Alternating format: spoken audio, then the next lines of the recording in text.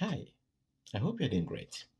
Today, I want to contribute my own insight as a system engineer on the ongoing discussions about what actually went wrong with the OceanGate submarine that went on a deep ocean expedition on the 18th of June 2023 to inspect the remnants of the Titanic shipwreck. The Titanic shipwreck, occurred in 1912. So this was just an expedition to inspect whatever is remaining of the Titanics, and it ended up a huge disaster. Not just an engineering, you know, disaster, but also it is a fatal disaster because the lives of the 5% on board were lost.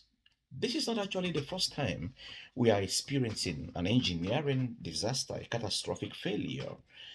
We had a similar experience with the Hubble telescope, where a miniature mistake by the engineers, actually cost, millions of dollars to fix. But unlike the Hubble telescope, the Ocean Gate Submarine catastrophic implosion was fatal. According to the conclusions drawn on what actually happened to the Ocean Gate submarine, it was said that it was destroyed as a result of catastrophic implosion, implying that this submarine was unable to handle the pressure, which is about 6,000 psi below the sea level. So because of its inability to handle the pressure, it self-destruct.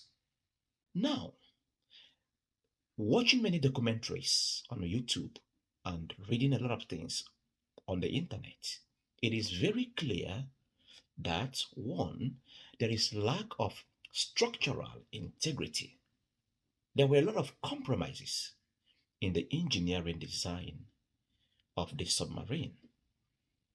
When we are designing in systems engineering, we have to think about mission critical components, and we have to ensure that these requirements of the system mission critical components are well validated and verified to ensure we are designing the system right.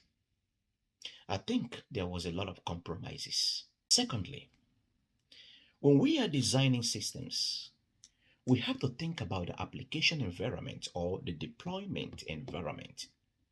I don't even think that the engineers who designed the OceanGate submarine ever thought of the deployment, the environment where this submarine will be deployed. Were they aware that the pressure of the in the deep ocean is so high? Then why was the ocean marine designed not to handle this pressure deep down the ocean? When you are designing a system, think about how the system is going to operate and the deployment environment. It is very, very important. And then also you have to take into consideration, critical or risky factors that could impact, the proper workability or the functionality of the particular system. If the engineers at OceanGate really understood the application environment, and if they really understood the risks involved in such a mission, then there should have been mitigating measures already in place should such a risk occur. How come they embark on this kind of critical mission without necessary mitigation procedures in place? Does it mean that they are completely oblivious of where this submarine is going? Thirdly, when we are designing systems, we have to subject them to extreme tests. negative scenarios. We have to subject them, to the harsh and worst test to know if they are able to withstand the conditions. I don't think that the engineers of the OceanGate Marine ever did such a thing.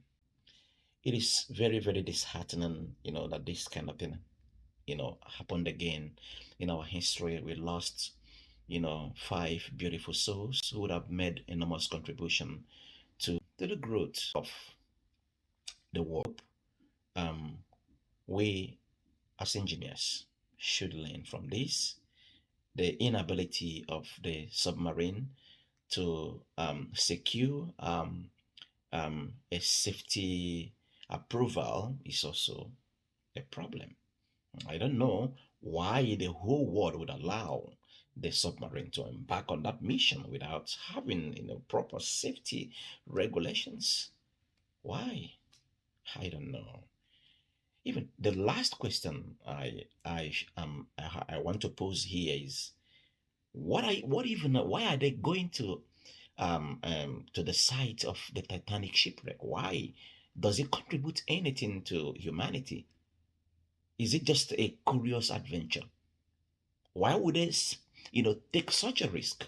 Why would I spend, so much money embarking on such a mission? Or what benefits does that adventure accrue to the progress of the human race?